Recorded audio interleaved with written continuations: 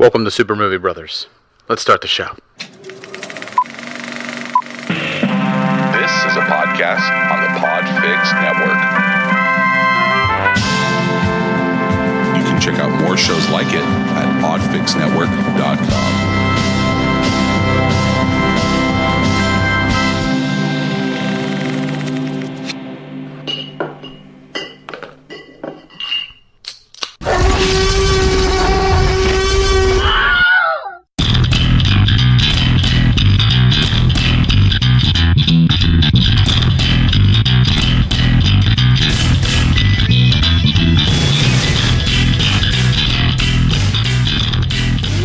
Welcome to Super Movie Brothers, episode 88. I'm your host, Super Movie Brother Dave. I'm your host, Super Movie Brother Jay. And boy, have we got a show lined up for you. Normally, we save our reviews for special review minisodes that we normally put out. But this time, this film, we decided we are going to review on the main show, in the main segment this week. And we are joined by our good friend Paul from the Countdown Pod. So look forward to that at the end of the show. It's going to be about an hour-long discussion. That's why you're going to hear a pretty shortened show up front, but a nice, long back-end discussion on Annihilation. Oh, yeah. Looking forward to that because, you know, we decided to wait to review this film and do it with Paul. 17 days. Yeah. It's like we missed the zeitgeist train. But what's funny is I'm seeing more discussions on Annihilation now that it's been released internationally, and people in the US can either bootleg it or are hearing about it from people in the other markets, and now we're going out to see it. So I wonder if this worked. Like, I wonder if Annihilation got a little bit of a boost in the theaters right now. Plus, right now, they're right between Ready Player One and like some other mildly success and Black Panther and stuff. Yeah, they might do Pacific well right Rim now. Comes out coming soon. But that's not going to be a hit in domestic land. It'll be more a hit in China. 100% a movie made for China. Yes, but either way, yeah, Dave, it's my birthday. That's right. It is Jay's 45th birthday today. Birthday. Oh, that's been my long running joke with him all week. Oh, okay. We went out for your birthday. We went out on St. Patty's Day for your birthday. We did. Yeah, I had some friends go. It was like a last minute get together thing where, you know, I wasn't really going to have a kind of friend celebration thing of sorts, but it was the last minute, like, hey, St. Patty's Day, I'll be at the Huneville Inn. Stop by if you'd like. And so the way it works is Jay has a private room and he sits on a throne and people come to him and to celebrate his birthday. No, it was at the Huneville Inn, which is where you normally hang out. But what I found was like it was mostly people from your job that were there. And so when I got there, I only knew like one person there from your job. And, you know, we talked for a little bit, but then like once that was done, it was like, what do I do? Like, what do I do? Because you got to talk to everybody. It's your birthday. You gotta pal around with it all. And then I try to move it around. Yeah. But so I mainly hung out with Lauren and her friends is where I just wound up posting up, and then we made plans. Apparently, we're all going to New Orleans. So. Okay. I was just there. They talked about it. I mean, I remember you guys were talking about that, but I didn't think that plans were made. I don't know when, but plans were made. So gumbo, crawfish, and beer. Here I come. Well, I've been saying you should be getting there at some point, and I love it there. I'm jealous. I probably won't be able to swing that, but either way, I'm happy for you. Yeah. It's awesome. And I had a good birthday. It was nice. I mean, I played golf. I played golf today on my birthday. It was another nice day. And Did you get any presents? Did you get anything good? Anyone think of you that way? Cologne. Oh, I got you two t-shirts. You got me some shirts. I got you a lengthwise. And you got some drinks and a Three Wise Men shot, which I haven't had in years. I did. Which is funny. You're the only person that's ever taken the Three Wise Men shot and been like, that was delicious. What was that? Because yeah. It's three of the worst whiskeys mixed together, and then you're throwing them in your throat. You know, well, for one, I'm normally drinking just shots of Jack, you know, something like that. But I used to do Three Wise Men, and I liked them, and it was just something different because you told me, don't ask, just do it. And I'm like, tastes like whiskey, but with a hint of scotch. I'm like, what's going on here? And so that was a nice little surprise. But yeah, and I had some other birthday gifts. My parents, are going to pay for this Iron Man event I'm going to do later on this year, which is very expensive usually. Awesome. And then I did all you can eat ribs at JB Dawson's, one of my favorite rib places, local, and did 2.5 racks. My record is 3.5 racks, and I probably could have mashed that tonight, but I didn't want to get sick before I came over here to record and drink beers. Because nothing's better than just filling yourself with also like mac and cheese and like a side of salad and like with heavy barbecue meats showing up at my door with the meat sweats, and then having to drink a few beers during this podcast. I don't think I would have liked that, especially being in this studio with you with closed doors and closed windows, and then you just protein farting up a storm. I don't want that. No, I flushed my system out pretty good today. Yeah, early on. Oh yeah, I could just see Jay with a fucking enema. He's just sitting there giving himself hycalonics. I made sure I had a nice like good old fashioned greasy breakfast with scrapple. If nobody knows what scrapple is, that's very much like a Philly kind of Northeast kind of thing where it tastes really good. It's very fried. Just don't ask what's in it. Don't ask what's in it. It just tastes really good. It's all the parts of the pig that you don't want to go in anything else. It goes into the scrapple. You just grind it all up and. People always say like, "Oh man, scrapple's gross." Flavor heaven. I found pieces of hair in my scrapple, and it's like, no, you didn't. No, you didn't. The FDA still exists. still exists for the making of scrapple. Yeah. It's just it's not intestines and stuff like that. It just literally is the some of the leftover parts that all kind of get scraped together and the odds and ends, and then pushed into a brick that is just. Delicious. The best way you want to cook it is you want to take it and you want to cut it up into thick squares. You want to put a healthy but not too high line of your oil of choice, olive oil, coconut oil, but I usually use olive oil into a pan, and then you just kind of dust it with flour and you drop it in that, and then you basically fry it. Not too thick though, Dave. I don't like it too thick. Yeah, about half an inch thick. It's about, and then you fry it up, and it's delicious. And the best part is you get yourself a sunny side up egg, and you throw that on 2 pieces of like Kaiser roll, and you eat it that way. It's amazing. Ooh, so good. You get that dippy egg all inside that greasy scrapple. Yeah, put a little bit of ketchup on it. Just let it all ooze out all over your hangover remedy right there. It will cure whatever ails you. Because you'll be too busy thinking about the explosive diarrhea that you're fighting back to worry about your hangover. And I went twice after that, especially after drinking like a 20-ounce coffee. And so I was good to go. Yeah. All right, man. For me, before I talk about like what I did this week, there's a few things I didn't talk about that we did on vacation that I didn't talk about because we were already running long in that conversation. But there's one thing that I did that was really fucking cool. I went to this thing called The Void. You can look them up online. They are a virtual reality like gaming like storefront. All right, so you go in there. We scheduled a time to come back at 9:30 in the morning to have this Star Wars virtual reality experience called Secrets of the Empire, where me and Lauren basically got to go into a virtual reality world, and it was really fucking cool. So they load us up with gear like chest plate, gauntlets, guns, and like a helmet that goes on. When you put the helmet on, that's when the virtual reality world starts.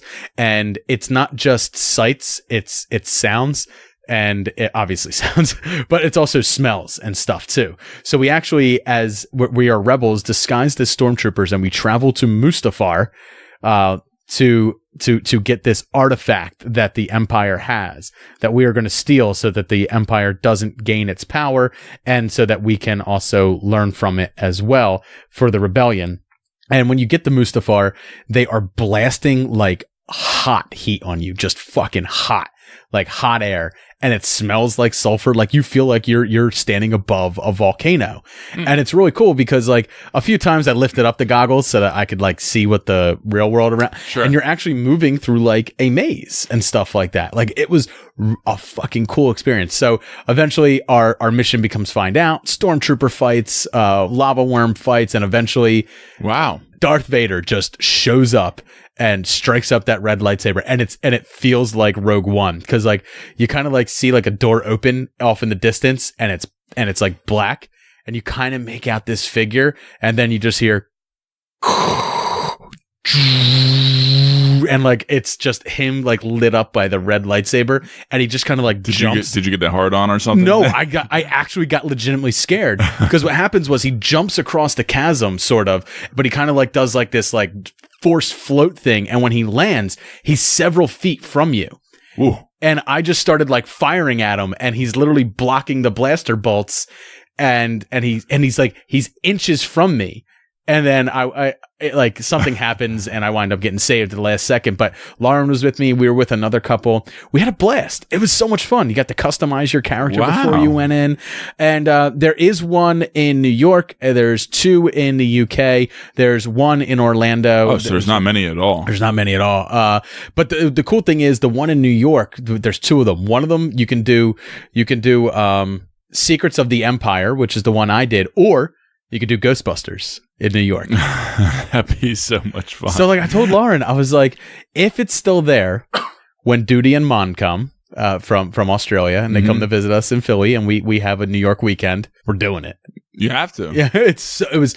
You had to like book a reservation or something like that, or yeah, but it wasn't like too bad. We just walked in, booked a reservation, and that was it. And we came in the next day and we did it, and it was honestly one of the best parts of the trip. I just absolutely loved doing it. And it was my first time doing anything that virtual reality that wasn't like a stored demo or something like that. Because it wasn't like virtual reality at home where like you're kind of standing like up. Proper or sitting. Modern technology one for the VR world. Like I'm actually walking around and like I'm not bumping into things. I never felt disoriented.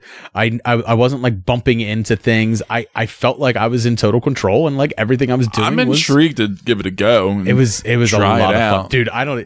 And even though it's not really my cup of tea. So the cool thing is the guy that we were with, the husband of the other couple, he was pretty tall. Not you tall, but marginally taller than I was. And his character was that tall in the game. So it's like when I saw him, like I'm looking up at him and he kept telling me, he's like, because he was tall, he couldn't hide behind things when the stormtroopers were shooting at us. So he was actually like getting hit in the head, and he could feel his helmet buzzing every time he got hit in the head. Wow. And it was really cool. It was so like, when this is happening, are you guys standing in like your own little room, or are you like no individual? It's like a maze. It's basically like a maze. So you can like, bump into people. Yeah. Oh yeah. Okay. Yeah.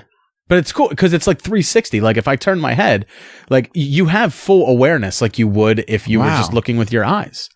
And then the cool thing is, so like, wild. You hear things opening up, so you turn your head and it's right there. You can hear the other people talking. It was a lot of fucking fun.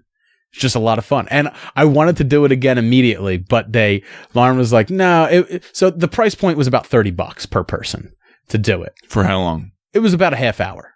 I think it's still worth it. It was definitely. Yeah. I wanted to do it again, and Lauren's like, no, like no, we're not going to do it again. And I was like, but now that I know what's coming, I'm going to be like fucking John McClane. I can see you becoming addicted to it, and again, dude, I was really hooked in on it. I mean, I understand that it's a game, and it kind of leans towards me like being successful in it, but I was fucking popping headshots off, dude. It felt like I was playing Battlefront like at home, but like I was doing it. It was a lot of fucking fun. It was really fucking cool. I would do it again in a heartbeat, and I can't wait to. Well, we could always go to New York, Dave. We could always go to New York. I'd have to take a day off, but we would pretty much get to New York, sign up to do that. Maybe we could take Logan up for her first day in New York. No, what are we going to do with the kid when we're in there? You have to. Lauren will babysit while we're doing it. Lauren would prefer to do. She won't want to be there doing it. Lauren would prefer to do the virtual reality experience again. She had fun too. She had a blast. Okay, good. So. It was really cool. If you have the opportunity, if you're going to the Orlando area and you're going to go to downtown Disney while you're in Disney or something like that, definitely check out The Void. If you're in New York, the locations that are there, check it out there. If you're from the UK, check it out there. Unfortunately, there are no Australian locations for it. Sorry, Aussies. Maybe it'll come to you soon, but of course, it'll be in Sydney, and none of you guys want to actually go there. So, but it was a lot of fun. And then I went on a work trip this week. I had to go to Baltimore, and I went to, while we were there, our hotel was about 20 minutes outside the Inner Harbor. So instead of doing the whole rigmarole, sitting around with people from work, I decided, let's go get some fucking crab cakes. Like, if I'm in Baltimore, I'm not going to eat the shitty hotel bar food. I'm going to go to the Inner Harbor. Yeah. I'm going to get a crab cake. I'm going to have a few drinks. We went to the Land of Beer where we went for my bachelor party and we had like two drinks and then we went back to the hotel, hung out with people from work and then went to bed. But I fucking love Baltimore, man. Just that Inner Harbor area. I mean, I know. Oh yeah. I know everything else ain't great, but I really liked that Inner Harbor area. So, I told Lauren, I was like, we have to go back. Like we have to just take a weekend and just go back to Baltimore and spend Friday and Saturday. It's close enough, you know? Yeah. Oh God, it's such a fast drive. It's like 2 hours. Why not? And that's it, man. Jay, what were you watching this week? I watched Colossal. Do you remember that movie? That's the one where the kind of like promotional image of it is Anne Hathaway scratching her head and a giant kaiju scratching its head as well. Yeah, so it's a very weird movie. It came out in 2016, and it is written and directed by Nacho Vigalondo. Sure. Yeah. Nacho Libre. And it stars Anne Hathaway, Jason Sudeikis, and it has like Dan Stevens in there and stuff like that. But this is a weird movie where she plays a party girl, essentially spoiled, a bit of an alcoholic, just doesn't really remember things from the night before, promises, doesn't really work. She's a writer. She got fired and she ends up getting dumped and then goes back home and doesn't know what the hell she's going to do with her life, and then stumbles into an old friend played by Jason Sudeikis who inherited his father's bar, and he runs that by himself, and kind of they befriend each other. They start working together, and then she discovers weird shit is going down as South Korea gets invaded by a random monster. And the correlation between the monster and her is a little suspect, and she starts unraveling little mysteries with that. And it starts to get dark after that, in weird and unfavorable ways. And I did not enjoy her performance as an alcoholic. I didn't think it was very realistic at all. I thought she played a better alcoholic in Rachel Getting Married, I believe it was called. Yeah, that's it. I enjoyed that film. Yeah, this was no.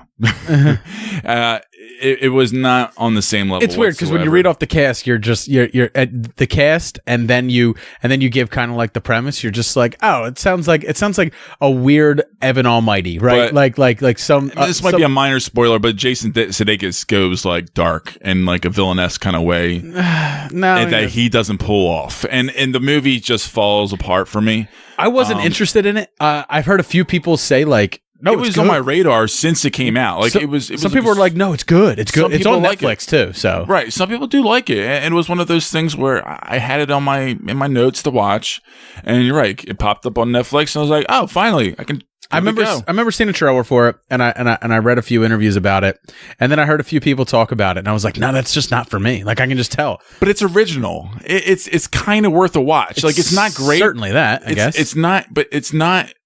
It's not. It's worth your time. Put it that way. I think it's still worth your time because of the originality of it all, and it is watchable and unique. But it's still a little bit of a mess, you know, especially towards the end for me. But I definitely still think that, you know, it's a short movie. It's, you know, like it's like a 90-minute movie or so, but it's, I think, worth a watch. It's not going to be on my radar for a little bit of time. I'm not really. Yeah, I think it's. I've seen your Rolodex on fucking Netflix. I think you can throw this one on. Trust me. But I also have Shudder, so I like to go on Amazon and watch all my free horror films as well through Shudder, classic horror films, newer horror films, stuff like that. I have a watch list, Jay, that doesn't need your help. It doesn't fucking need you, okay? I know, but some titles looked kind of weak up on it. I don't know. Oh, I don't make a list. I like, you know how you do like your watch list? I don't do a watch list. You just randomly pick shit. And you were actually looking at Lauren's Netflix because that's what we were on. Oops. What's all this baby shit you got on here? That's Logan's Netflix, you dumbass. What else did you watch this week? That's pretty much it. Just Homeland and just birthday shit. John, just fuck Homeland. Why are you still watching it? I love Homeland. Oh, don't knock it. It's just not good anymore. I still love it. Dude, it stopped being good that season. She was sleeping with the 16-year-old kid. That was a shitty. It's still kind of soap opera-ish a little bit, but I really do love it. I mean, they pull off the show, I think, in spades in a lot of ways. No thanks. She's escaped death far too many times. But Billions comes back this Sunday. Awesome. I love Billions. So for me, what I started watching this week, 2 TV shows. I finished Jessica Jones, and it does get better, but far too late into it does it get better. And really, it doesn't get interesting until like the last episode. And then they end with like this new interesting like way that it's going to go forward. I won't spoil it for anybody who still hasn't seen it, but worthy of the season? No, okay. Not at all. Not worthy of any of it. I mean, honestly, like it's if you wanted, I would honestly say if you wanted to jump off the Marvel Netflix bandwagon, go ahead. Yeah, I don't. I'm kind of there, Dave. You're not missing a whole bunch. I'm kind of there. They're actually going to start. They had the Runaways this year on Hulu. That wasn't fantastic. They got Cloak and Dagger coming out on Freeform, and they also have the New Warriors TV show that's going to be starting on Freeform as well. I mean, you can find Marvel in other places, or you can just say like, you know what, Infinity War is coming out. After that second Infinity War film in a year, I can be done with Marvel, and you know what? You might be okay with that. You might go out on top. Because, I'm just, the Marvel Netflix series, I'm not really interested in any longer. Other than The Punisher, I haven't really had anything that, like, wowed me since Daredevil Season 2. That like, I really enjoyed. So, it's quite a few seasons. Do you think it has something to do with the characters themselves? So that's my problem with it. Just being limited? Is that they don't progress, right? Like they have to keep them in the same type of mindset that they are because that's their characterization in the comics. Right. So like, yeah, that's a good point. They kind of become stale, but like at the same time, like I would look forward to Luke Cage season 2 because I found Luke Cage to be like a breath of fresh air when that came out because you had they had powerful side characters and side stories along with him. So, but also he was more. He's not a lighter character dealing with lighter subject matter, but it was done in a way that felt both fun and. It felt fun and that superhero. It was like, It still hit all the same serious dark tones that Jessica Jones and Daredevil did, but it also wasn't afraid to throw a little light side to it, right? Like when he runs into Method Man. It had a good showrunner. Right. When he runs into Method Man in the convenience store, it's such a small little fun thing. It's great. But it was great. Like they have that moment. And so I actually look forward to Luke Cage season 2 because I feel like I need that breath of fresh air from these two. Of course, that one could jump the shark as well. It's very possible. It's very possible. All right. So the other show that I started watching, which came back around 4 weeks ago, is Ash versus the Evil Dead season 3. And you know how much I love the Evil Dead. And if you love the Evil Dead and you love the first 2 seasons, why not? It's just still bloody, gory, hilarious fun. Like it's just fun. It's so perfectly the films in a condensed TV version every episode. I love it.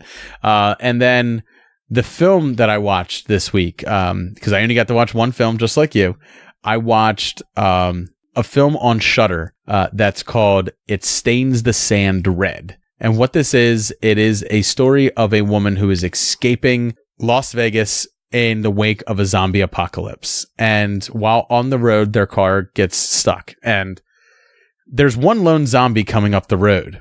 And that zombie winds up getting a hold of her male companion, who is kind of like her husband, I believe, and her protector. He goes down, and she's left to her own devices, walking across the arid, hard-panned, scorching sun, just deadly desert with this one lone zombie following her. And I liked it because as someone who watches The Walking Dead and has watched a lot of like zombie lore and a lot of like zombie movies, you forget how dangerous just one of them can be. And here's a film where they take a person who isn't physically strong, she's not emotionally strong, and she's being chased through the desert by one lone zombie for several days. And then you get into this weird psychology where, because it looks like a person, she begins talking to it like a person, treating it like a person. She gives it a name and eventually starts treating it like a pet and stuff like that. And it's very strange. And then the third act starts and it all starts coming apart. But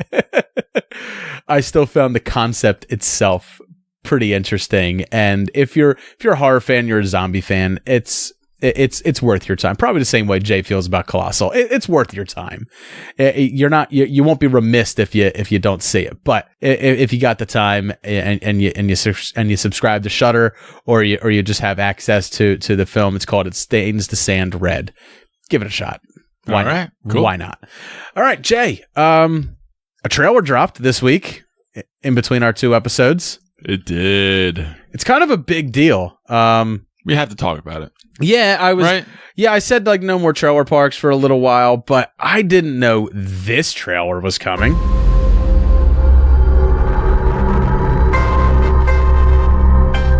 The entire time I knew him, he only ever had one goal. To wipe out half the universe. If he gets all the Infinity Stones, he can do it with the snap of his fingers. Just like that. Tell me his name again. Thanos.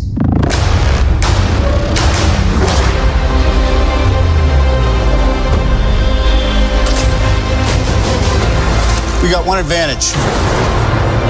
He's coming to us. We have what Thanos wants, so that's what we use.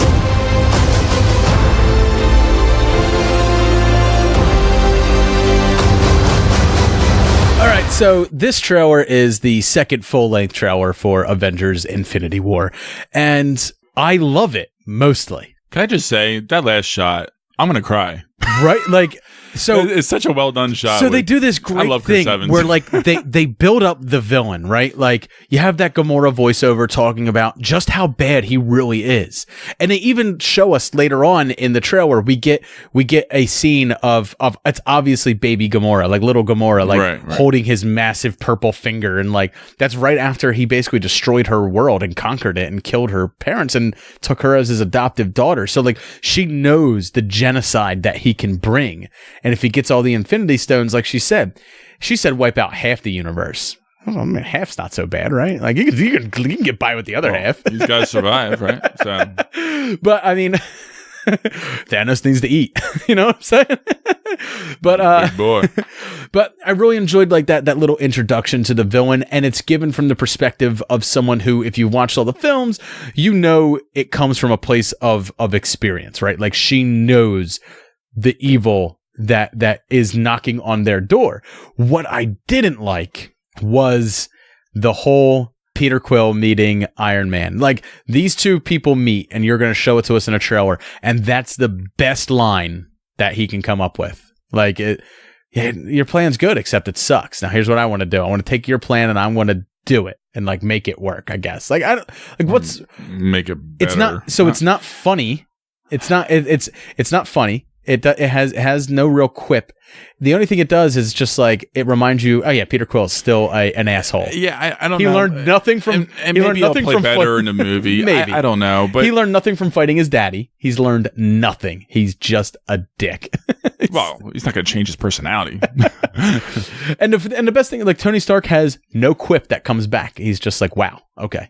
Like that's it. And it's like, if you're going to show me that scene, make it worth me seeing it, or don't show me at all. Yeah, that's one of those things where I think they're trying to sprinkle. They're trying to sprinkle in some comedy because guess what? There's not going to be much of it. I don't think so. And what they put in, it better fucking work. And we see that's not the only one. The one at the very end after post credits. I was getting to that. So like, the music is great. it's ramping up. It's showing them all basically preparing for battle, coming together. They show a little bit more of Wakanda. We do get a glimpse of Black Panther's sister. There's going to be a good chunk of this movie in Wakanda. Yeah. Oh, absolutely. Big time. Absolutely. It's going to be one of the three fronts: the front in space, the front in New York, and the front in Wakanda. Like I truly feel that. I really enjoyed seeing like Doctor Strange in that moment where one of Thanos' henchmen has him all pinned up and is kind of like basically using the same type of magic against Doctor Strange. Like, it all feels dire. They all feel like they are at risk in this. And then you have that scene as the music is finally hitting like its highest peak. Thanos like throws his hand at Captain America's face and he catches it. And you see all the effort that Cap has in him fighting Thanos off. And it's like this emotional ending. And then they just show the logo. And if they just dropped it right there, I would be like, yes, fuck yes. I can't fucking wait. And then it comes back for a Peter Parker quip. I was, fuck. Yeah. / Doctor Strange.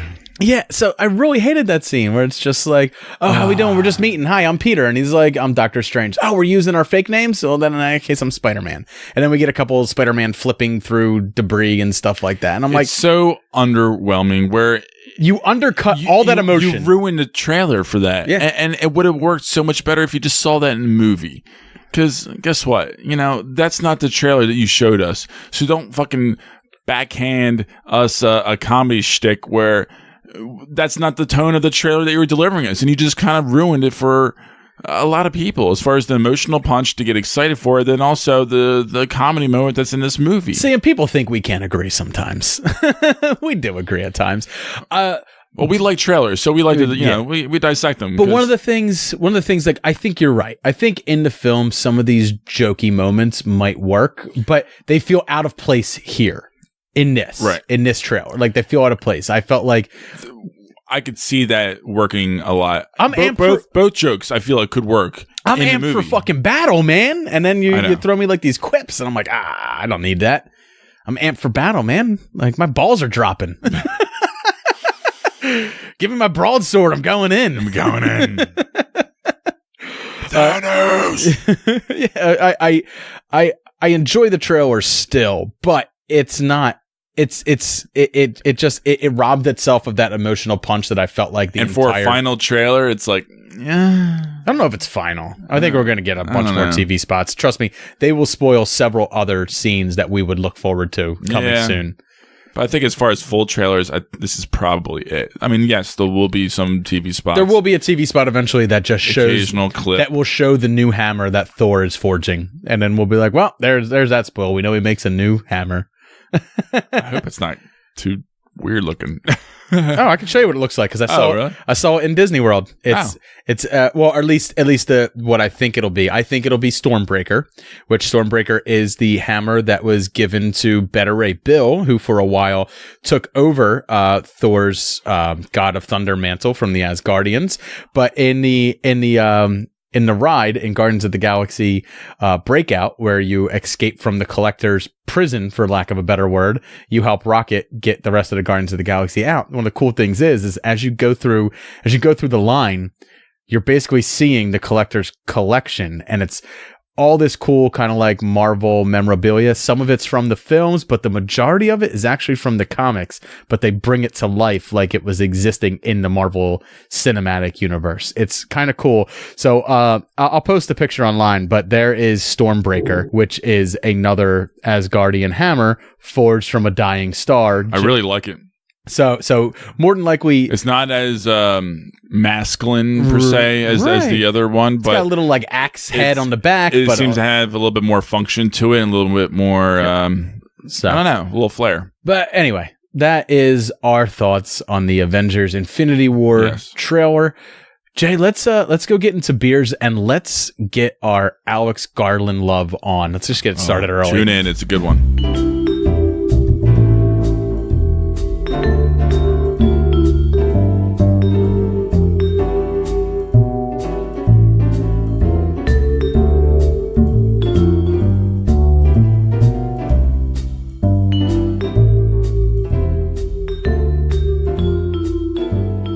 Welcome back to the beer segment. So since we are going to be reviewing Annihilation tonight, another Alex Garland film, I thought it was only appropriate that our drunk scene comes from another Alex Garland film. Definitely. Kyoko.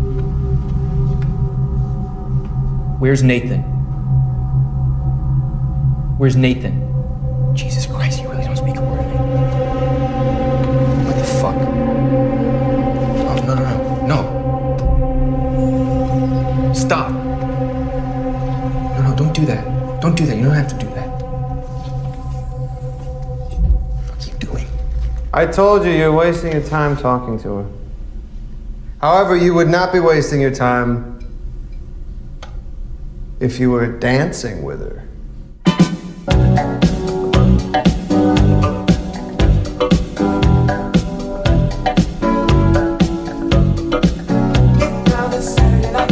Go ahead, dance with her. Dance with her. No? You don't like dancing? She does. Come on, buddy. After a long day of touring tests, you gotta unwind. What were you doing with Ava? What? You tore up her picture. I'm gonna tear up the fucking dance floor, dude. Check it out. Trying to find a friend. Everybody's busy.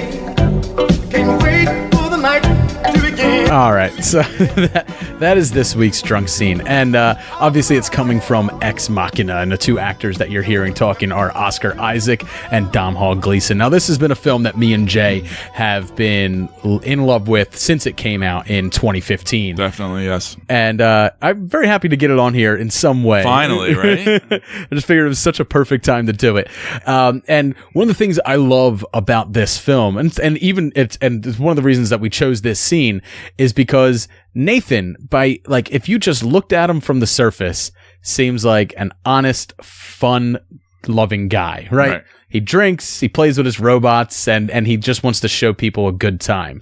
But when you look at his eyes, that's not what his eyes are saying. And he does it through after their first meeting, you feel pretty good about him, right? Like you feel like he comes off as one of these eccentric billionaires, but with a good heart. And then the first time they get drunk, you kind of get to see his true nature. It's a masterclass of subtleties with Oscar Isaac, also with the writing and even the directing. Yeah. But even the nuances of even how he looks with the shaved head and the beard and the glasses. So it's almost like a weird combination of scary menace, but yet geeky dork. But also it's like if Ted Bundy, endearing, but at the same time kind of off the rails. It's very different. It's like if Ted Bundy and Steve Jobs had a baby. Kind of, yeah. That's kind of how it comes off. But one of the things that I really love is getting into the psychology of Nathan and what makes him this way, right? And you got to think about, this is a guy that lives alone in this completely automated house, and the only human interaction he has are the things he's created. So he's created a godlike complex within himself. Yes. And it's one of the most interesting parts of it, because and it's known that he's not the only visitor that he's had. He's had other people come and be test guests of sorts, in the past. But Domhnall Gleeson's the first one to really not see them as a creation, see them as a being, as a person, right? Which is one of the fantastic parts of the film, is these two dueling ideologies, and it's not like Nathan, Oscar Isaac, is a benevolent god. He is a malevolent god. He doesn't mind taking them apart once they've served their purpose or have failed. He doesn't see them as living, and Domhnall Gleeson finds the horror within that. And then the true horror happens at the end, which I don't want to spoil for anybody, because if you haven't seen it, you definitely need to. Yes. All right, Jay, we got some beers to review, man. Why don't you pony up your beer first, man? I have myself Coastal Extreme Brewing Company, and it is the Road Trip New England IPA. So this is a 6.3 alcohol by volume hazy beer that I think does have a good flavor, especially when it's chilled. But as it gets a little on the warmer side in the glass, it becomes much more flat tasting. Yeah. And more bitter in the back end. Right. So it's an interesting beer because when it is cold, it is very tasty, and it does not IPAs should finish well. IPAs should be enjoyed pretty cold. You should be drinking them in the mid 40s around, not super cold, not like Coors Light commercial cold, but somewhere around probably like I'd say 43 to 45 degrees about. They should be pretty cold. But yeah, because as they warm up, those bitter flavors really pack a punch. And for that one, I've had it before. It's strange because they call it a New England IPA, but the flavor up front is not a New England IPA, and it does not pour dark in color like a New England IPA does. It doesn't have a strong bitter flavor. It's more of like it's almost like an orange color. Like it's not even like a dark amber. It's more a of very like orangey haze. That pours out kind of like a summer beer, but I actually still enjoyed it enough to, because when it was cold, I would definitely give it a solid 4. But right now, I'm thinking 3.75. Give it a 4. I'll give it a 4 though, because I like it a lot. The way it's supposed to be, I let it sit for a little while, so that's all me. But it was a 4 when I first took a couple sips. It was great. All right, and I am drinking the Black Hog Brewing Company out of Oxford, Connecticut. I'm drinking their Hog Water, a hop lover's wet dream. And I love that for you, David. So yeah, so it's a pink can because obviously a hog like a pig, pink.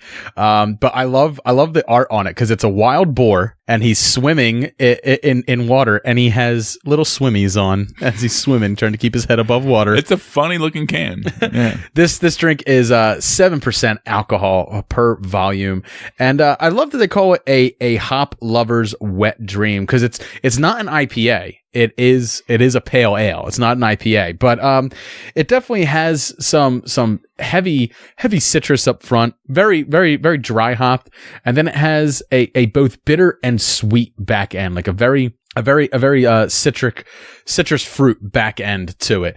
I'm not too crazy about it. It doesn't feel well balanced enough. So I'm really going to be winding up going with like a 3.25 on this one. Yeah, it definitely has some odd flavors to it that are a little unique. Especially something that I never had before, and the finish is bizarre with the bitter and the sweet, a sweet that you're not exactly sure what kind of sweet that is, but it's something, and it's not very good though. No. And I would say, yeah, your grade is about right. I probably would give it a 3, but it's definitely something unique that I think some people who enjoy little different pale ales could enjoy. So check it out, but it's definitely no wet dream. No.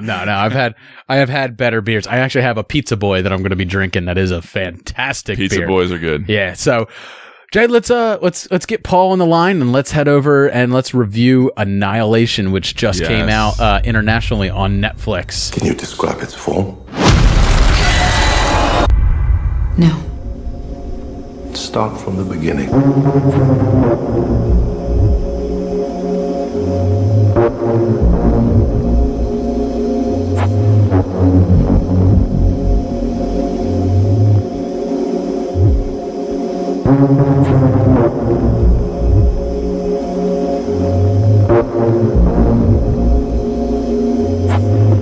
It's making something new. All right, and welcome back. Me and Jay are here to finally do our review of Annihilation. And we didn't do it when it came out in the theaters because I didn't go to the theaters to see it. Jay did, but I wanted to wait because this movie was, interestingly enough, being released in the theaters in North America, so Canada, US, and Mexico. Yeah. We We all got it in the theaters, where the rest of the world had to wait 17 days for it to come on Netflix.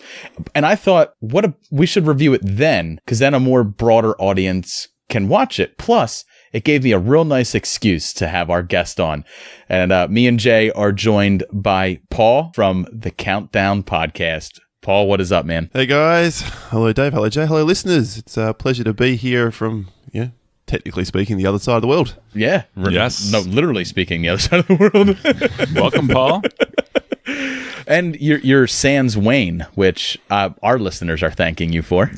Oh, yeah, they should be. And it's nice to be here with two far more verbose and less sweary gentleman. So I can call you a cunt a few times if that makes you feel more at home. I would feel much more at home. That is for sure. No, it's great. It's great. Big fan of the show. Love listening to you guys go up against each other, and hopefully today I get to hear the fireworks live. You are going to. We've had brief conversations about Annihilation, and we are both of two different camps. I am very not literal and allegory, and Jay takes movies for their face value and very literally. So pretty much, yeah, for the most part, yeah. So. You're right. I mean, I can see from different angles, but at the same time, I think I got this movie for face value. No, Jay, that's just Alex Garland movies. They serve to make people feel smart. Like, that's what Alex Garland films do. Well, and it works. Because I can only imagine that if you're like, yes, I'm smart, I got this movie, then Alex Garland is somewhere just going, laughing. Yes, I did it. If I can make that guy feel smart, I made it. Especially this guy right here. Yeah. Exactly. Do we have a soundboard there? No, sadly, I am saying soundboard. We don't have an external sound card that allows that to happen, so it's just me. Oh no, it's okay. I'm super happy that you don't have the soundboard. What are you trying to say? It's it always distracts me when the soundboards go off. I can't imagine us having one. No. I mean, I have that would drive me nuts. I have the technical capability to do it, but there's the reason to do it. You would kill me on purpose. Yeah. Every single episode. I've resisted the pull. Thank you. Maybe you should trot it out just for a Super Movie Bros one-off special. Dave and the soundboard versus Jay. Oh, Jay would just get drowned out. I mean, I drowned him out just by me, myself. Maybe Jay in the soundboard versus Dave. Well, that could be interesting. Yeah. Well, if we do a Patreon episode with that, we can have some fun with it, and I can get a little rowdy, and maybe I can drink some Red Bull vodkas and just get all hyped up and angry and just start yelling at Dave, and he can just start drowning me out with crazy. All right, so let's get into talking about this film. Obviously, as we were talking, it is written and directed by Alex Garland, the same writer and director behind 2015's Ex Machina. But also, what we just found out recently, me and Jay talked about in the show, was that Alex Garland ghost directed Dread, which is one of my favorite films in the past 10 years. I absolutely love it. Yes, Carl Urban actually confirmed that pretty much. Yeah, and I think when you watch that film visually, that makes complete sense that Alex Garland directed that. Did you hear that bit of news there, Paul? Yeah, I did. It probably flies in the face of this idea that he makes smart sci-fi films. It does. That's a very, very straightforward action film, but it's magnificent, and it, as you said, is beautiful. It's because it's so different than these other type of films that he does. I think it just shows that he has a little bit of diversity. Like, he knew exactly how to tackle that film and the subject matter. It didn't need to be complex. It just needed to be pretty. He could have been just a fan and bloody. Yeah, but we both love Sunshine, and he wrote that movie. Yep. And I saw Never Let Me Go, which is a very, very small little bleak drama that he wrote as well, which I kind of enjoyed. Of course you did. Yes. How many rapists were in that film? No, nothing like that. Shots fired. Nothing like that. It's it actually has Keira Knightley, Carey Mulligan, and Andrew Garfield. I'm sorry. So Andrew Garfield and Carey Mulligan. This is right before they kind of hit the Hollywood screens, all over the place, before they were big stars, and it's just a bleak kind of depressing, sort of like a sci-fi kind of thing, but not really. It's worth exploring, but I don't know if the listeners heard it. I just yawned. Well, it's a yawn. It is a yawn movie. So I'm not exactly going to recommend it to anybody, but it's definitely something. If you're into Alex Garland, go check it out. I love Alex Garland, but you literally just talked me out of watching that one. That's what I do. That's why I do a movie podcast, so I can talk people out of watching things. Yeah. So I find this interesting that a lot of people are talking about this film, and I like hearing discussions on films like this. However, the film is not getting gangbuster reviews. Annihilation currently on IMDb, it's 7.4 out of 10. And I've seen some critic outlets not giving it high scores. However, that's always well respected scores, but nothing not always spectacular. Right. And obviously we'll score it in the next few minutes here, but if you watch this film more than once, I feel like your score changes. I feel like you watch it once and you might be sour on it. You watch it 2 or 3 more times, you might start to really, raise your score a little bit, because there is a lot of fucking nuance in this. Like, that's one thing I could say about Alex Garland is his films have nuance. Mm-hmm. And that is something that you don't always get in these type of sci-fi films. Like, you watch them once and you get your big twist, or you get your big finale and stuff like that. And then it's the rest of the film's kind of ruined for you. But this, to me, is almost in like the same vein as like a Blade Runner, where you can watch it a few times and get something different out of it. And not just that, but also the visual and sound styles of this film as well. People can just dissect and actually enjoy more and more the more they hear it and experience it. And it should be said, we all had different viewing experiences for this one. So Jay saw it in the theater. Twice in 2 days. The first 2 days it came out. Yeah. Ridiculous. Paul, I had the opportunity to do it and I just jumped on it, Paul, you saw it at home in the comfort of home on Netflix. Yep. I did. On a 4K TV though, right? I did, though it wasn't presented in 4K. It was just high def. So just 1080. Disappointing. That's my style. And then I watched it in my home theater here with the projector in the dark and stuff, with surround sound headphones on and everything. So I had kind of like a mix of both. Like I had the theater experience, but I got to do it at home in my underwear. It was nice. It was real good. Yeah. That's the important feature, in your underwear. In my underwear, yeah. Yeah, because, if everyone looks at me weird when I'm at the local AMC and I just, undo my pants, and I'm just like, what? They say get comfortable. Just getting comfortable. All right. So this film, it stars Natalie Portman and Oscar Isaac, although you might not know that it stars Oscar Isaac, because he has very little screen time. And then also but important screen time, though. Right. Rounding out the female cast is Gina Rodriguez, Tuva Novanti, I can't even pronounce her name. And then also Jennifer Jason Leigh, who plays one of the women who goes into the shimmer, as they call it. And the film is all about a mysterious bubble that appears in the American South. The shimmer. And it is continuously growing, and it's being investigated by the military. And Natalie Portman's husband goes inside of it and disappears. And when he finally comes out, he falls into a coma. And the only way for Natalie Portman to figure out what has happened to her husband is for her to go inside the shimmer and figure everything out. Now, the film starts off just extremely bleak, just from the outset. You can just tell Natalie Portman's character she's a very dour person. And that's something we'll get into as we talk about spoilers later on. But the structure, it starts with her out of the shimmer. Right. Right. And in the interviewing room, and she's very vague and can't explain exactly what she went through. But even then, when in real time, this is post Oscar Isaac in the shimmer. So she doesn't know what's going on with him. She's without him for almost a year.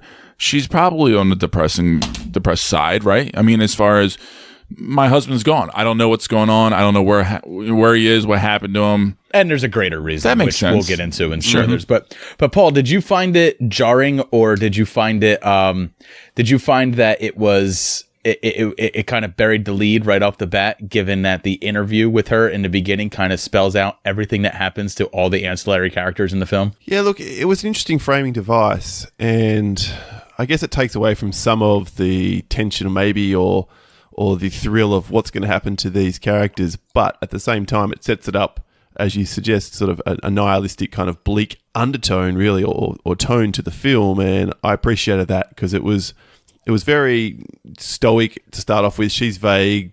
Benedict Wong is interviewing her inside his hazmat suit, and he seems very, very cross, basically, very angry with her. And I'm not quite sure why, given where we wind up. But anyway, least that's just an interview device that he's using. So like when you do an interview, you could do an interview with someone as the authoritative figure. You could do it as the friend, the buddy cop, good cop, bad cop stuff. He chose to do it as more of an authoritative figure because I think that's a better way of putting it. I think he was trying to almost like break her, scare the memories out of her, just kind of like jar her to get, because she's vague. I mean, they say right off in the bat, once they're into Shimmer, they lost 4 days, like right off the bat. Yeah, I want to come back to that when we get into spoilers though, because I've got some concerns about that part. But look, I think straight off the bat though, once that's done, and it's like what 2-3 minutes, and then we're flashing to her in the life before, well, certainly after her husband has disappeared, and what's going on there. That's interesting, and they set things up with a kind of, she's a biologist and she's giving a lecture about the way that cells grow and the like. Right. And it's all like you said, it's a nuanced film, and there's layers to it. There is, and there's actually a scene that I picked up a lot of the allegory in this film from, and it's a scene with her and Oscar Isaac in bed having a conversation about the existence of God, and I realized there's a lot to that scene that echoes throughout the whole rest of the film. Obviously, we're not going to get into specifics on it, but I didn't find the framing device to be very jarring. I actually kind of found it to be a little bit boring, a little bit obvious. Like I'm not so crazy about non-linear storytelling, because sometimes it's done for reason. Sometimes it's done just to be non-linear. This wasn't done for any kind of particular reason, but I thought for me it still was impactful enough where I was very curious to see what happened with all the other characters that were in there. Yeah. Right. You know? So that didn't take away for anything from me. Absolutely. And she's vague about the fates of a couple of them as well. She says, I don't know. So it's not like she spells it out for every single one. Which makes sense, because she really didn't. Even you see it on the screen later on.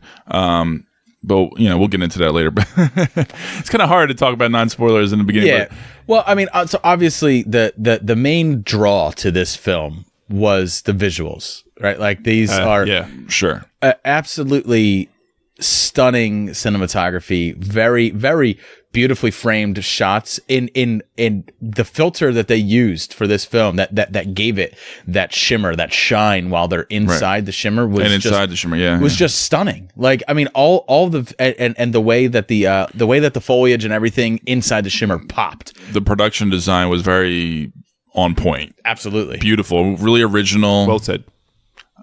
Stuff you'd never seen before, very creative. Yeah. And it made you lead to questions about everything, and it just kept on organically growing throughout the whole picture. And Cronenberg monsters. Nice way of putting it.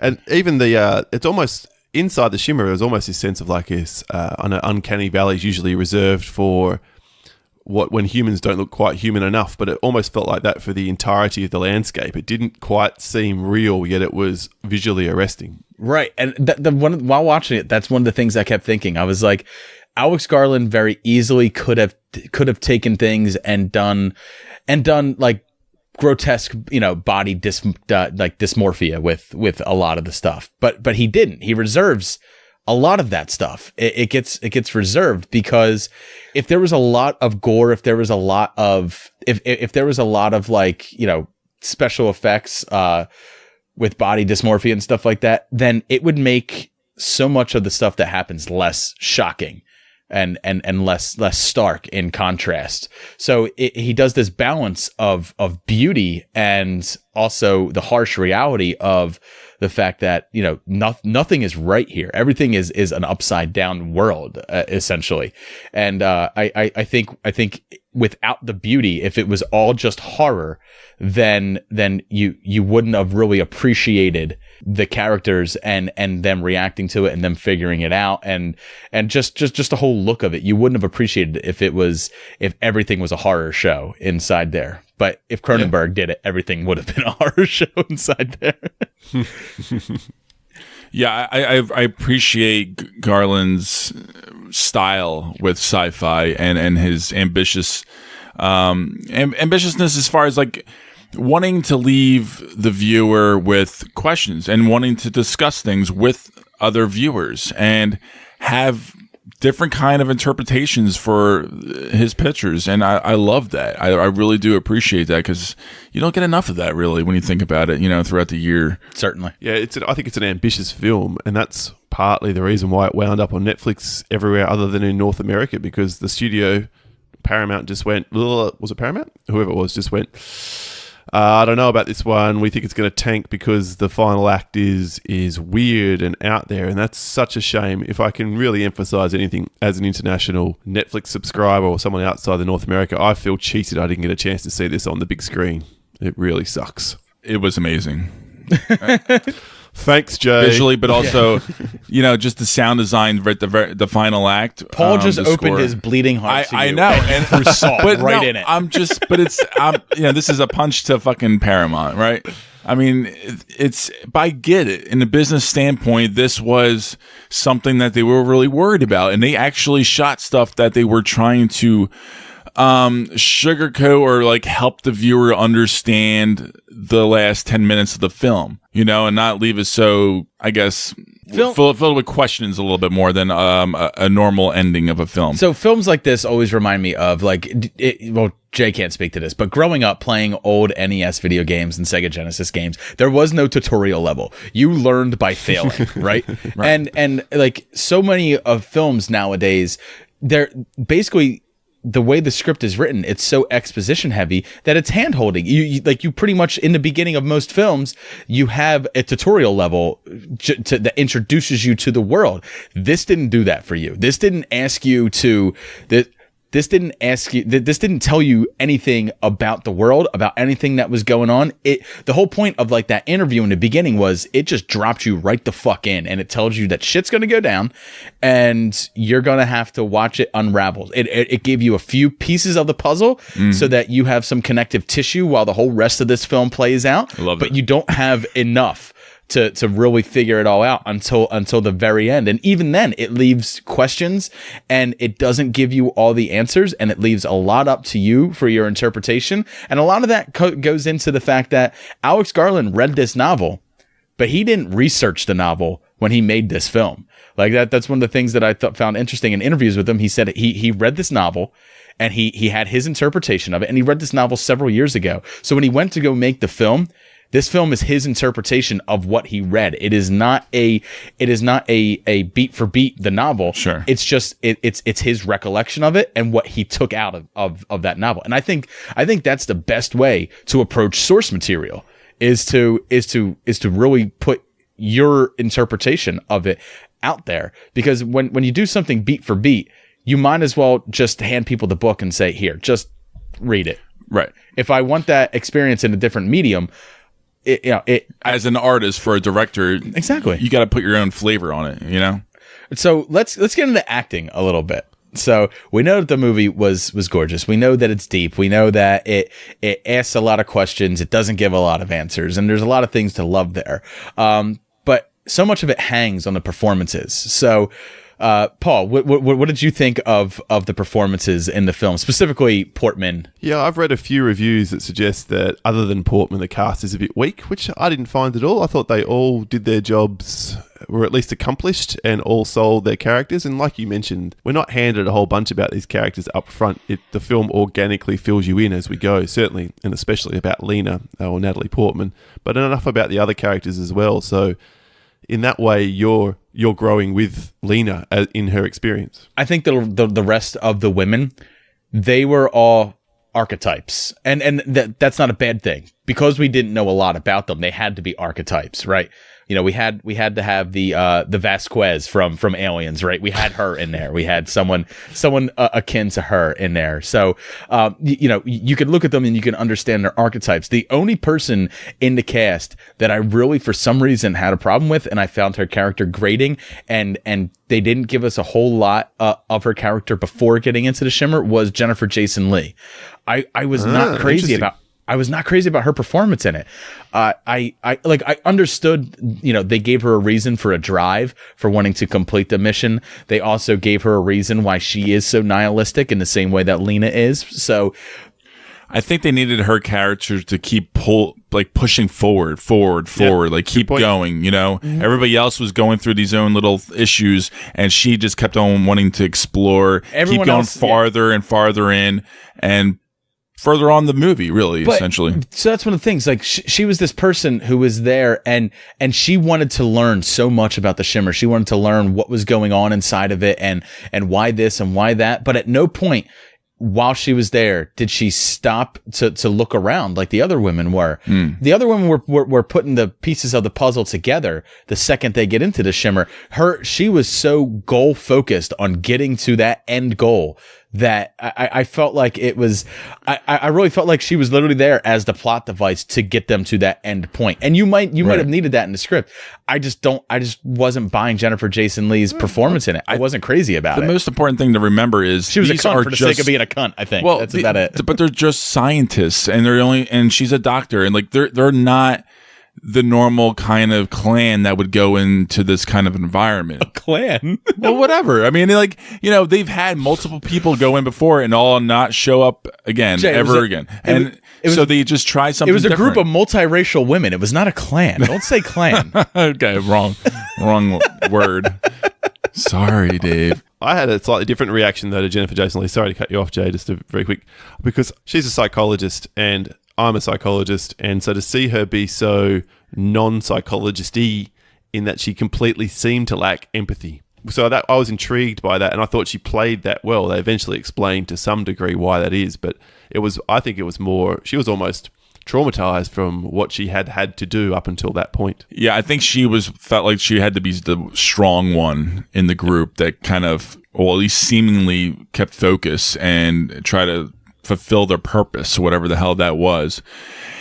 And she was slowly unraveling herself internally. I mean, she didn't do it externally for us to see, perhaps, but like inside, yeah, she was melting. So, I mean, other than the performances, which, I mean, I think Natalie Portman. Yeah, sorry, I glossed over that. She's amazing. Yeah, I was saying whole film literally on her back. And I think if it was anybody else, if it was Keira Knightley, or if just any other actress, it was so nice to see her on screen again. It wouldn't have sold as well. Keira Knightley trying to handle that M16 assault rifle in those scenes would have been hilarious. So here is this like 90-pound woman, and I totally bought it when she drops to one knee and she starts firing that assault rifle off, and I was just I bought it. I 100% bought it, and I believe that Natalie Portman served time like in the military. It was like, an important shot. It was, yeah, and she does it multiple times throughout the film, but it's not the type of character you've really ever seen her play before either.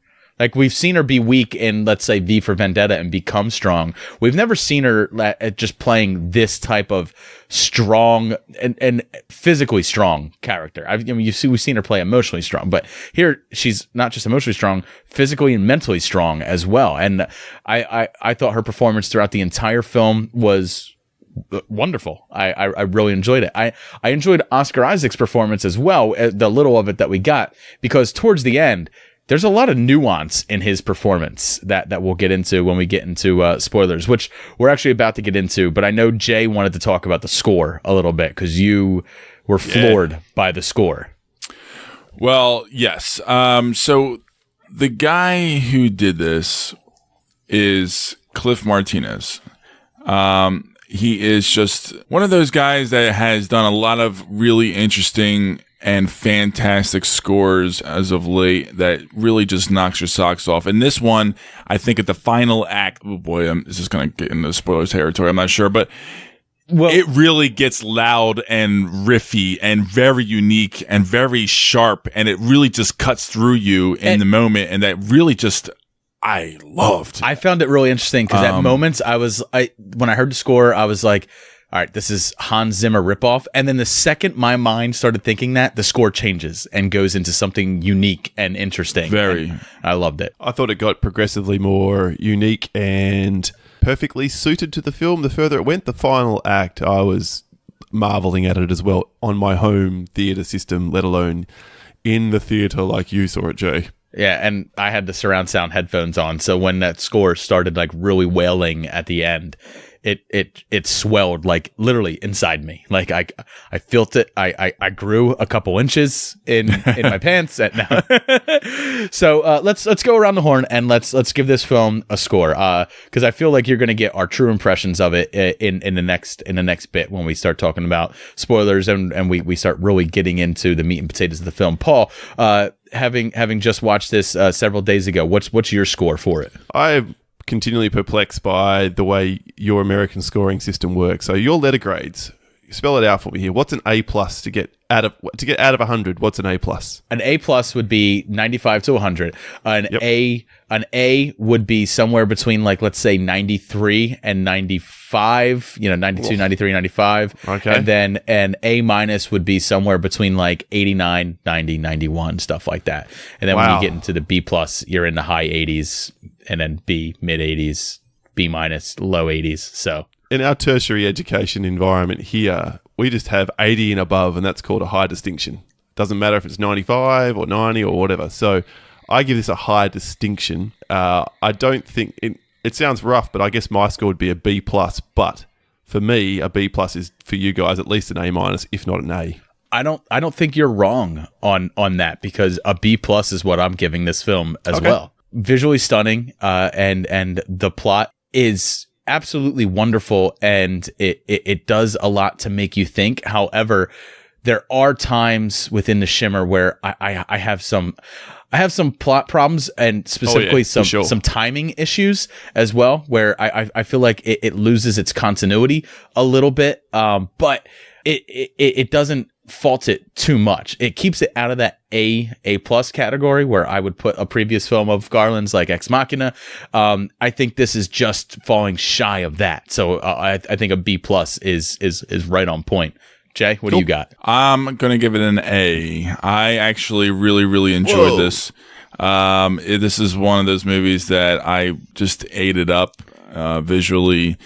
It's in your intellectually, just everything about it. I thought it held up really fantastic after watching it 2 days in a row. What did you give Blade Runner 2049? I believe it was an A. Yeah. So you liked this as much as Blade Runner 2049? Well, yeah. Okay. All right. In different ways. And yeah, fair enough. I did. This too goes in your spank bank now. I mean, it's up there. I mean, this is one of those sci-fi movies that I think, for me right now, holds up. As far as years from now, I don't know. I'm not exactly sure, but we'll see. But I think right now, for me, this is fantastic, and I think it opens up an interesting conversation for a lot of people who watch it for the first time or two, and I think it's interesting to revisit, and I really thought he pulled it off, and there was very little things that I think dropped the ball as far as throughout the whole picture. Fair enough. And as far as even the structure, the characters, whatever people complain about normally, it didn't bother me in the movie. Okay.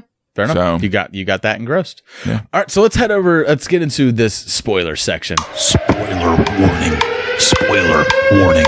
Spoiler warning. All right, so we know what's going on in the Shimmer is the fact that your DNA, it kind of becomes fluid, and basically the Shimmer is changing everything. And it's not just DNA between animals; it's DNA between plants, and it winds up towards the end becoming down to a molecular level, because we see that soldier who's in the pool, and he doesn't just change. He changes physically, but not just genetically. Like, his body forms into the rocks. And later on, as she's walking on the beach has grown glass trees, which are pretty much like the sun has heated the sand and made it trees. That's not biological. That's all environmental. That is mineral. So it may started as changing things biologically, but eventually it starts making real physical changes to the physics of our world. And that's one of the things that I found was extremely interesting. And it's one of those things that they don't really reveal to you until like the very, very end. But it is this strange story where, a person's turning into a plant and an alligator has great white shark teeth, but the way they did it was so subtle that it worked, so well, and especially the way they introduced it to you. They introduced it to you in small doses like that. It's a white alligator, and he's got rows of shark teeth. But you explore it, they check it out, and they move on. That's not too strange. But later on, when you start seeing plants that are in the shape of people, it starts getting stranger. So the deeper you get, the more drastic the changes become. And bear hybrids. So actually the bear, I kind of have a bit of a problem with the bear. Okay. So all these things really? all these things have evolutionary advantages, right? So the bear is almost like this anomaly, and they kind of explain it as such. So the bear is being driven mad because when it devours somebody, it is basically taking that last moment of their consciousness into itself, and it becomes part of its consciousness, which is why it was going nuts and killing them, because it was filled with hate and rage and fear and all these emotions that happen to you as you're being killed by a bear. And those are resonating in its head over and over again. Someone tell me what the evolutionary advantage of not having a fucking face and missing one eye is. Can anyone tell me what the evolutionary advantage of that is? No. So that's one of the things that I had a little bit of a problem with the bear. It was like the bear was there to be this monster, and we understand that. Yeah, I guess in the Shimmer some things can go awry, but maybe Natalie Portman shot it earlier. That was the one thing I was like, that served no evolutionary advantage, not having a face and just being a skull. Obviously the fact that it could sound like the people it just ate, because if you noticed, it ripped throats out. It ripped that girl's throat out, and then later on it rips the girl's bottom jaw off and bites her throat out as well. That was one of the more gruesome shots I've seen in a very long time. That was awesome. But what better way to be a hunter than to steal the vocal capabilities of your prey? You can basically call that stuff to you now, and it just comes to you, which I thought was interesting. So that's one evolutionary advantage, but not having a face, I don't know. And then interestingly enough, the person who did the special effects for that was the same production company that was behind the special effects for Paddington. Huh. They have such a similarity. There you go. Yeah, there you go. People, they just love their bears. But so the bear, while most brutal bear attack I've seen since The Revenant. I'm glad you said that. And it was awesome, and it added this weight to the middle of the film that I think it drastically needed at the time that it came. I just still didn't understand the continuity of what that thing's evolutionary advantage was by not having a face. And that's one of the things that really bothered me. I don't know why I hang up on these little things like that, but do you have a theory, Paul? No, I can't. No idea. I'm not a biologist, so I'm just going to roll with fair enough. I mean, I'm trying to think with the whole refractions of cells and stuff like that, and seeing it. I'm not exactly sure if maybe that has something to do with it, or perhaps it's slowly starting to change into something else.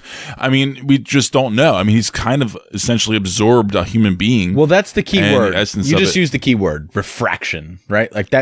They used it quite a bit in the movie, but and it winds up being what the whole crux of everything that's going on is. It's refraction, and the whole place. One of the things that I noticed throughout the film is refraction doesn't just happen with the cells and stuff. It's happening in the film as well. There's a moment where Lena and Oscar Isaac are holding hands when he comes to her house in the beginning, when the Shimmer is pretty much portaled him there. They're holding hands, but they're holding hands through the glass. You're only seeing the refraction of their love. And that's really interesting when you get into the fact that she loves him very much, but she's also cheating on him and doesn't really quite know how to deal with his absence. So when he's back there, their love is there's still love there, but it's changed. It's different. And it's one of the reasons that drives her through the Shimmer is she says, I owe him. She owes him because she's guilty. She feels guilt. That's what she owes. That's why she owes him. That's why she goes into the Shimmer. Yeah, and she feels like she doesn't deserve to live and be happy if he's dead after what she's done. So that's why she's volunteered for the suicide mission. And they also mentioned the fact that he figured out that she was cheating on him before he went into the Shimmer, which is why Jennifer Jason Leigh, gave him the green light to go in, because he was willing to die. He lost because she cheated on him. Because he was a spurned lover, and that's why he said his last words was like, I do love you. You know, like the way he says that, it's like, you know, kind of like trying to make it, like, get it through to her. Like, I do love you. You know, like not like a normal lover would say, right? But other than the cells and the love, there's other refractions in the film. It happens in the score. If you notice, they had that guitar riff that plays at the beginning of the first act when they get into the shimmer, in the second act during the shimmer, and then again at the very end. But if you notice, it's the same tune played in a different chord every time that it's played. So there's literally even refractions in the score. Nice. So there's like so much little. That's what I say when I say this film's nuanced. It's nuanced, and that's why I had to watch it twice, because I picked up so much more the second time, and my score definitely would have been a B- if I just went off my first viewing of this. And my second viewing, I got a little bit more from it. So Jay, eventually, if I watch this a few more times, I might get to your A. I might get there. But I mean, I'll still always have my problems with it, but I might grow to love it more. But even still, I feel like those problems are so minor compared to all the other things that the film has to offer, you know, and especially as far as originality. My God, I mean, this is it's fucking cool, you know. Well, I've got a couple of problems which held me back, and the first and foremost is for a film which is all about science, its science is pretty circumspect in places. Whoever's in charge of security at Area X and allows Natalie Portman, or Lena, who's been exposed to Kane when he's come out of the shimmer and is, you know, coughing blood out of every orifice and seemingly about to die, letting her just wander around. Yeah, she was not quarantined, right? No quarantine at all. Later in the film, when she comes out, now everyone's in hazmat suits and she's not. But it's too late. The whole place has been infected by this point. Too late, yeah. And then when they're going into the shimmer, none of them are wearing suits. They've just got backpacks and, you know, their jumpsuits, and off they go. Well, to their defense, at that point, they had already sent multiple teams into the shimmer at that point, so they know it's not hazardous to your health, at least in the air or virally. They don't know what happens to people once they go in there, but they know that they're in there for some time. So, like, I believe they said that Oscar Isaac. So that's one of the things where I had a problem with it. You know, I think at one point she mentions that he's been gone for almost a year. She said that she's not sure how long he was in the shimmer. She said he could have been here as long as a year. But I don't think that that's really the case. And the shimmer obviously plays with time, but that only gets a reference once in the film when they're in the beginning, when they're like, "Wow, we lost 4 days." Yeah, that bothered me as well, because they never came back to that. It's just a sort of throwaway line, and that's it. So what are we meant to draw from that? Okay, it plays with time. Is that the essential message? Yeah, I mean, you could always say, like, well, it's a refraction of time because everything else is a refraction. But that kind of feels like a cop-out for a film that went out of its way to have nuance, to explain so many aspects of it. To not explain that one aspect just felt like it was there just to kind of give us a little jar in the beginning of the shimmer, so that we're like, oh, shit just got real. Yeah. But they never went back to it to really explain it. And that bothered me a little bit, that they play with time but don't really give me any payoff for that. Perfectly said. Got nothing to add to that. So Jay, you gave me your explanation of the film. Just go ahead and run through that for people real quick. Just like your explanation for what was going on with the cells and all that stuff, and the way it's explained throughout the film. So my very last shot, we can all agree that both people, Natalie Portman and Oscar Isaac, has the same eye color. Yes. When they're embracing each other at the very end. Definitely. People have different kind of interpretations from that. I think that it was pretty cut and dry. They showed us that Oscar Isaac's real character killed himself with the grenade. We physically saw it. He was transformed, or had his doppelganger or whatever take his place. We saw in live footage Natalie Portman fighting the doppelganger. She kills her doppelganger. Right. When it was almost getting close to her, you know, and blah, blah, blah.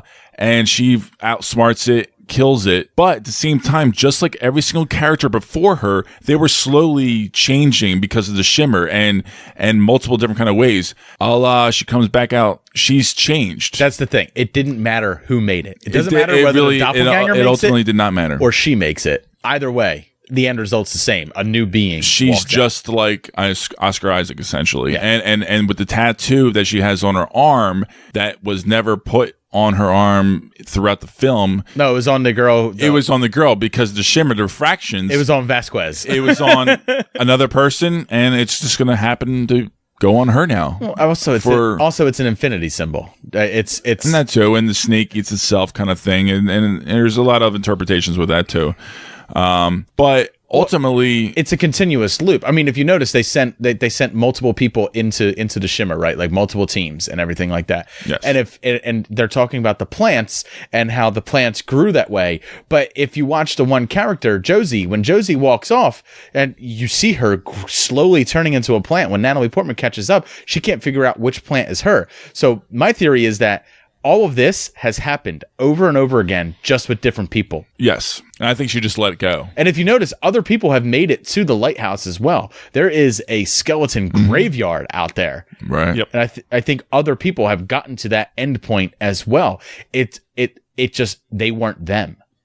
Right. Once Oscar Isaac went in, the shimmer sent him to her house. Like, and pulled her in. It was all about getting her there. Because they basically needed this pair. They needed this pair because everyone else who did it was nihilistic and had no reason to live. And here Lena is now. She does have a reason to live. She was at the end fighting to get out and get back to save Oscar Isaac, which is I believe what it wound up needing: survival of the fittest. But do you think it came to Earth on a purpose? Oh, what's the difference?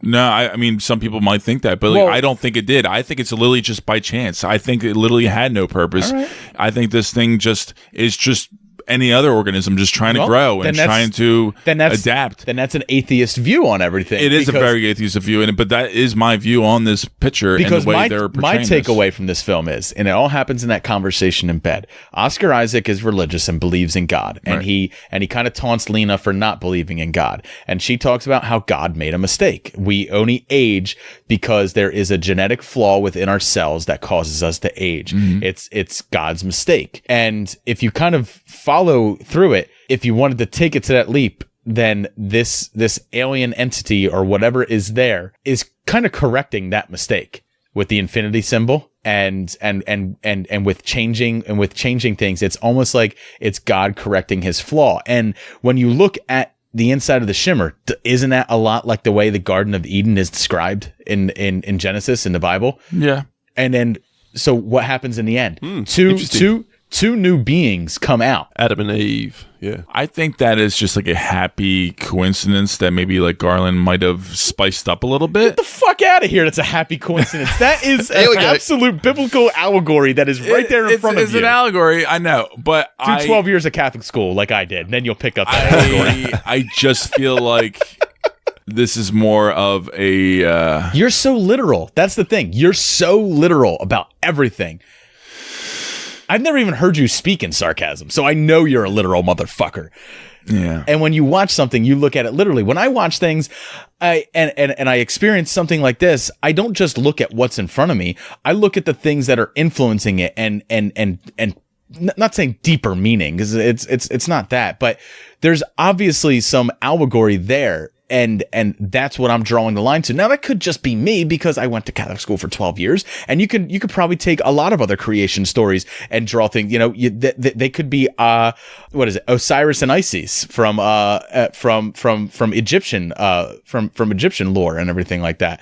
That's a very similar allegory to Adam and Eve as well. But that's what I'm seeing when I watch it. You know, I see this greater meaning, and in the end, God fixed in. For lack of a better term, I'm not saying God as in this alien entity was God, because it wasn't. But I think we're also getting to like a Prometheus type thing here, where that could be the creator. That could be the species that created our species, that created life on Earth. And here it is now, checking in on its experiment. It's interesting. Finding the flaws in it and kind of ready to revamp it, because anyone who creates anything is never happy with the end product. You always want to tweak it. You always want to do something new. Maybe this is actually in a shared universe with the Alien films then, and this is David's final weapon that he fires back at Earth to destroy us. Dude, that is hilarious, because I had that same thought where I was just like, this entity that comes back is David. And he's learned to transcend being an android. Now he's this godlike entity.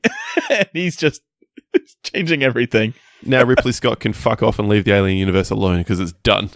So, I mean, that brings me to like a really interesting point, because me and Jay, when we were talking about the Star Wars standalone films for these story films, I thought Alex Garland would be a great person to take a side story from the Star Wars universe and tell it. But I didn't want it to be like with any type of original trilogy characters and stuff. Just kind of like take an aspect of the Star Wars universe and allow him to do something with it.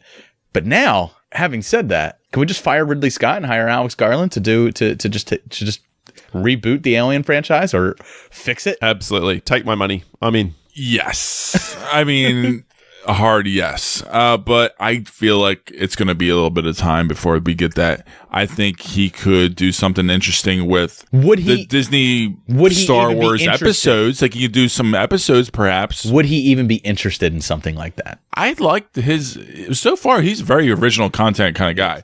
I respect that, you know? Paul, what was your takeaway from this film with, like, you know, all this deeper meaning stuff? Are you more literal like Jay is? You a little bit more allegory like me, or you just kind of like take it all in as it comes? I like both interpretations. I think either one could absolutely work. I do like yours, Dave. I hadn't thought about it that way. I was more interested in the psyche of the women who went inside and how their frailty, their what's the word I'm looking for here? Their insecurities, really. Their insecurities were almost manifested against them in some particular ways. So that's where I was sort of really focused on in the film. But there is a word at the very end. Jennifer Jason Leigh's final word is when she basically says it's aiming for annihilation of us. She implies that there is some design here. This is not completely accidental, that this thing, this whatever it is aiming for something. And that would be reflected in Kane being sent straight to Lena. Isn't that such an interesting name, Kane? Yeah, it's true. Biblical in itself, isn't it? Yeah. There's no reason this recreated Kane should be allowed to go to Lena unless there is a design. So exactly. Yeah, I don't think it's random. It's definitely not random. I mean, and at the end, we know that the Shimmer has left and this entity has left. But is that area still changed? Like, is that area that the Shimmer is at? You know, if Kane is still the changed Kane, if he's still that new entity that was created, and if Lena is that changed entity that she was at the end, does that mean that Homerton the bear is still out there somewhere with his half skull face just ripping people apart in this national park? Good question. Yeah, I mean, obviously I don't have an answer, except you guys know this is based on It's based on the first book by Jeff Vandermeer, but there's actually a trilogy of books called the Southern Reach Trilogy. So Garland obviously wrote this to be a standalone film. There's not going to be a follow-up to it, but I wonder what happens in the books after this particular first one. So there is obviously still something going on, at least in terms of the way the story was originally conceived. I'm always interested in a good read, and I really should just now pick these up. I might start reading for a change. No, you're not. Don't lie to yourself. Don't lie to our audience. Yeah, I know, that's true. Don't lie to Paul. How dare you, Jay? How dare you? There you go. How dare you? You're not gonna read shit. Anyway, so closing thoughts, Paul. Do you have any closing thoughts on the film you want to share before we sign off and plug ourselves full? Technically speaking, this is the best Netflix original film, quote unquote, of the year, by a long way, at least in terms of what we get in the rest of the world. It's so gorgeously shot. It's beautiful. It is smart science fiction, as we've just have proven by spending the better part of an hour talking about one film, which is pretty hard to do these days in terms of what comes out of the mainstream cinema. At least it asks as many questions as it answers, as you have just beautifully summarized between your differing viewpoints, and it's intriguing. There is no more mysterious or engaging film, I think, at that level you're going to find in a long while. So definitely see this film if you would not be listening at this point, I assume, but I think it's worth a revisit. I'm going to do what you've done, Dave. I'm going to check it back out again. With It's worth it. Yeah, I'm actually going to watch it tomorrow again with my wife because now that me and Jay have been talking about it, she's interested in checking it out. It took me almost a year to get her to watch Ex Machina, so getting her to watch this in one weekend after I've watched it is huge. Well played, sir. I haven't talked about a film like this, in this way since Alien Covenant, but I talked about Alien Covenant for a completely different reason. Like I talked about that because I, in a way, this film is what Alien Covenant should have been. When we talk about the evolution of things, when we talk about changing genetics to create something new, like this is kind of like what I would expect like to come out of something like Alien Covenant, but we didn't get that, and now we have a film that like stands there, and you're like, nah, it can be done. It really is just Ridley Scott. He is the problem, right? Or you just have different kind of artists and viewpoints, and actually maybe less hands in the pot. For example, Scott Rudin was the producer of this film. Is Ridley Scott an artist anymore, or is he just? It's a good question.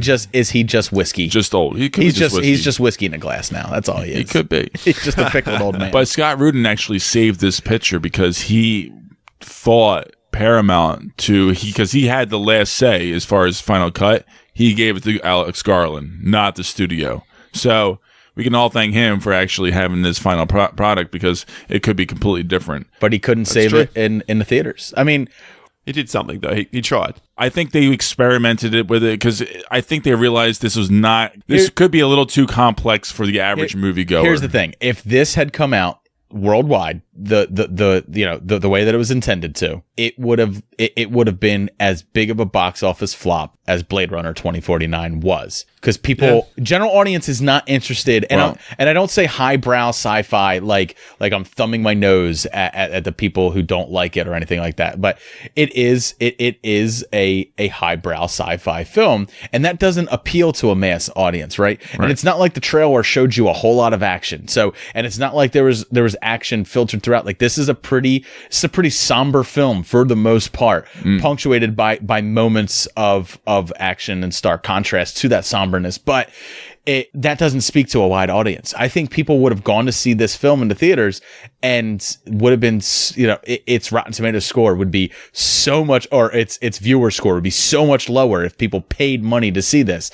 But since the majority of people in the world are watching it on streaming service that they're already paying for, it allows them to get a little bit more out of it, and it allows it to be a little bit better received. And I think Paramount probably saved themselves, what would have been a flop financially. Yeah. They at least made their money back. Yeah, but remember the budget between Blade Runner 2049 and this film is vastly different. This was about 55 million, so it might have had a chance of making its money back, but you're right, it would not have done well. What was Blade Runner like? That was 150 million, wasn't it? Or 100, maybe even 175? Yeah. I think it was definitely a good 200. And then, before marketing and stuff and all that. Marketing was huge. Marketing was very low for this film. It was probably 300 million when all said and done. But regardless, I mean, this thing, I think it was worth a shot. And I think word of mouth from the theater goers and, from the critics, it would get people intrigued. And then also just the headlines alone on the fact that this is a different kind of release model that you're doing. So it's going to get the name out there and get people intrigued by it. If this is successful, you will definitely see more films of this ilk coming out this way. I think if something like It Comes at Night was released in a model similar to this, it might have done better, which I enjoyed. It Comes at Night. It had its flaws, just like this did, but it was very interesting. It was very badly marketed. Oh, yeah, it was. Right. Yeah. I mean, people went to the theaters and they were expecting a straight horror film. Instead, what they got was a cerebral psychological thriller. Which I very much enjoyed. But I enjoyed, yeah. But at the same time, you're right. The marketing was off, and I think a lot of people got angry because it was misleading.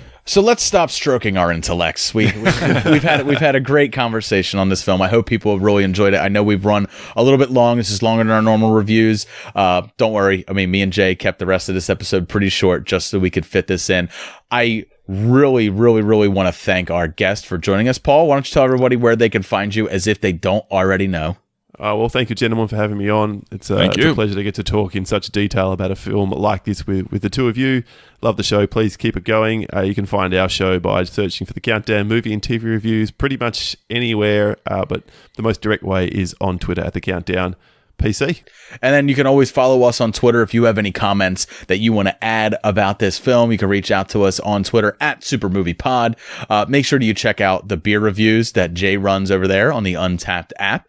We will have all of our beer reviews from this week and all the rest of the weeks up on there. And then you can find both my show and Paul's show, The Countdown, on podfixnetwork.com. Yeah. It's www.podfixnetwork.com. Make sure that you're checking out as many of the Podfix shows as you can fit into your weekly rotation, because I can promise you, you will find something to enjoy in every single one of them. Definitely. Including the new Podfix Presents A Certain Point of View Day. Oh, yeah. So A Certain Point of View is my little pet project. It is the current Podfix Presents show. It's going to be 6 episodes of me and other Podfix hosts talking about Star Wars. I got a little bit of flack for it because we spent a lot of time joking about Star Wars, but let's face it, if you're not ribbing the things that you love, then you're not loving it hard enough. So it's definitely a different take on the Star Wars universe. We take these tiny, minute things that were mentioned in Star Wars, we extrapolate on it, find out what the bigger meaning is, and then have a ton of fucking laughs at the expense of the Star Wars universe because we love it so much. So make sure you're checking that out on the Podfix Network. Thank you, Paul, for reminding me about that. No worries. My pleasure. I want to thank everybody for listening. We can all agree on one thing. If you're in North America, Annihilation's still in the theaters. Go see it. If you're in the international markets, sit down at home, crack open a beer, sit with a loved one, watch it, and then fight each other afterwards trying to figure it out. Exactly. Cheers. Cheers.